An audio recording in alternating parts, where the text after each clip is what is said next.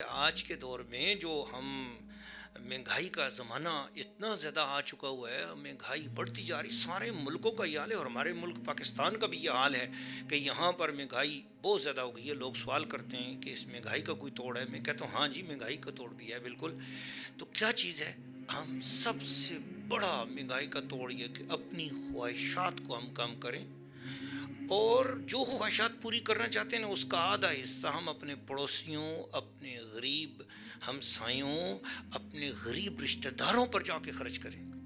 یہ نہیں خواہشات کم کر کے پھر اپنے اوپر ہی لگائیں نا، خواہشات کم کریں۔ جو آپ بھرپور کرنا چاہ رہے تھے نا، سوچیں فرض کہ آج میرا دل چاہ رہا تھا کہ میں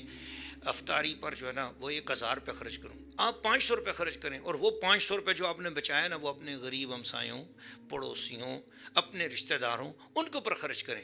تاکہ آپ کو افطاری کے اندر من افطر صائما، رسول اللہ صلی اللہ علیہ وسلم فرمایا، جس نے کسی روزے دار کو نا ایک کھجور کے ٹکڑے سے ساتھ بھی اس کی افطاری کرائی، اسے پورے روزے کا ثواب مل جائے گا۔ ایک تو آپ کا اپنا روزہ ہو گیا، دوسرا آپ کو روزے دار کا روزہ جو ہے نا کھلوانے کا ثواب، اور فرمایا اس روزے دار کے ثواب میں بھی کوئی کمی نہیں ہوگی جس نے کسی سے جا کر روزہ کھول لیا، کسی کے پاس افطاری کر لی، اس کے اپنے روزے میں کمی کوئی نہیں آئے گی، اور جس نے افطاری کرائی اس کے اپنے روزے میں بھی بڑا ثواب ہوگا۔ لیکن یاد رکھ لینا، کسی امیر کے دسترخوان پہ کوئی امیر بیٹھا ہوگا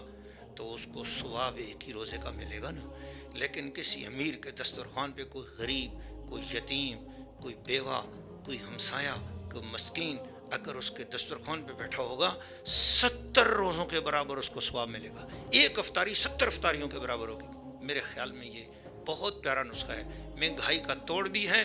اور خواہشات کی کمی بھی ہے اور ثواب میں اضافہ بھی ہے۔